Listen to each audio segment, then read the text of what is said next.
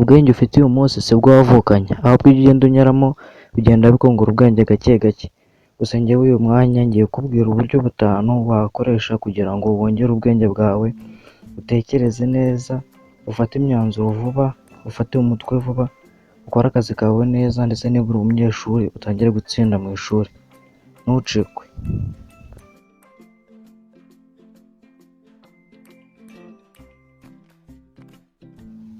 Ikintu cya mbere ugomba gukora kugira ngo wongere ubwenge bwawe ni ugufata indyo yuzuye.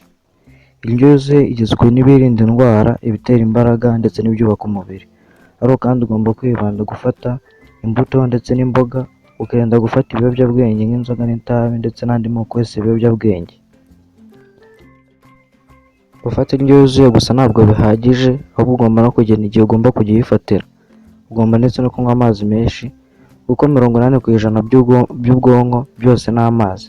Niyo mpamvu rero ugomba gufata amazi menshi ahagije ku munsi, nibura ntajya munsi ya litiro imwe.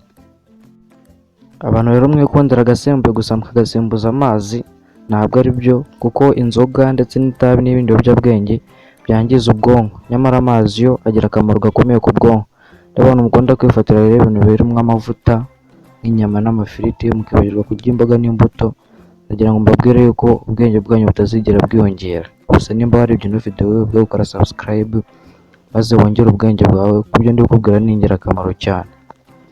Gufata indyo yuzuye gusa ntabwo bihagije, ahubwo reka nkubwire ikindi kintu cya kabiri wakora kugira ngo wongere ubwenge bwawe. Icya kabiri rero wakora kugira ngo wongere ubwenge bwawe ni ugusoma ibitabo. Niba ushaka kugira ngo ubwenge bwawe bwiyongere, ugomba gusoma ibitabo bitandukanye kenshi, kuko bikangura ubwonko bwawe ndetse bikakurinda akajagari. Ndetse abahanga banavuga yuko umwana usoma ibitabo aba atekereza nk'umuntu mukuru.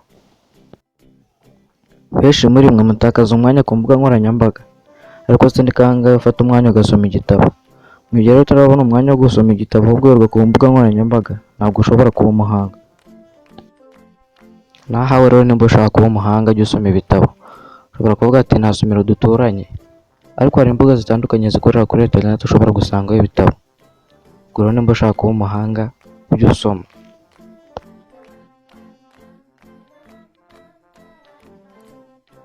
Ikindi kintu cya gatatu wakora kugira ngo wongere ubwenge bwawe ni siporo. Abantu benshi ntabwo mwayikeka. Abantu benshi ntibaha agaciro siporo, ariko siporo ni ingirakamaro cyane, kuko usibye kuba irinda abantu indwara ndetse igatuma n'umubiri wabo umera neza, igira n'ikintu ifasha ku bwonko. Siporo ituma amaraso atembera neza mu mubiri. Iyo amaraso atembera neza rero abasha kugera ku bwonko ku gihe, maze ubwonko bugakora neza, ko bubasha kwinjiza oxygen itanga imbaraga, bugasohora carbon dioxide ari wo mwanda, umwuka mubi duhumeka dusohora. Ariko kandi n'indi myanda ibasha guca mu maraso, igasohoka mu bwonko ikajya hanze y'umubiri. Ibi bituma ubwonko bwawe bukora neza, kandi iyo ubwonko bukora neza biba bivuze yuko n'ubwenge bwawe bwiyongera. Niba ushaka kuba umuhanga rero, iryo ni ibanga rya gatatu nkwibiye, jya ukora siporo. Ikindi kintu cya kane wakora kugira ngo wongere ubwenge bwawe ni ugusinzira neza, kandi ugasinzira umwanya uhagije. Ubushakashatsi bwagaragaje ko gusinzira neza ukaruhuka kiri mu bintu bituma ubwonko bwawe bukora neza.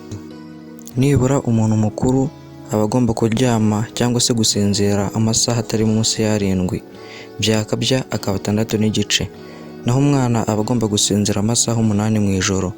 Ibi bituma ubwonko buruhuka neza, maze bukaza kubasha gukora akazi kabwo bukeye. Niba ushaka kuba umuhanga rero nakubwira iki? Urumva ibyo nkubwira. Mwibutsa gukora subscribe kuri iyi channel kugira ngo ujye ubasha kubona ibiganiro byinshi tukugezaho. Ikintu cya gatanu mu byo naguteguriye byatuma wongera ubwenge bwawe, ari nacyo cya nyuma, ni ugufata umwanya ugakora meditation cyangwa se kuzirikana mu Kinyarwanda.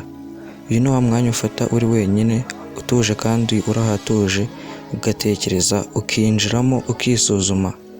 Ureba uko ubayeho mu ishuri cyangwa se mu kazi ukora, hanyuma ugafata umwanzuro uhamye. Ibi bituma ubwonko bugira gahunda, bukibanda ku kintu runaka. Kandi iyo ubwonko bufite gahunda kandi bwibanda ku kintu runaka buri gukora, bukora neza. Ibi bituma uba umuhanga.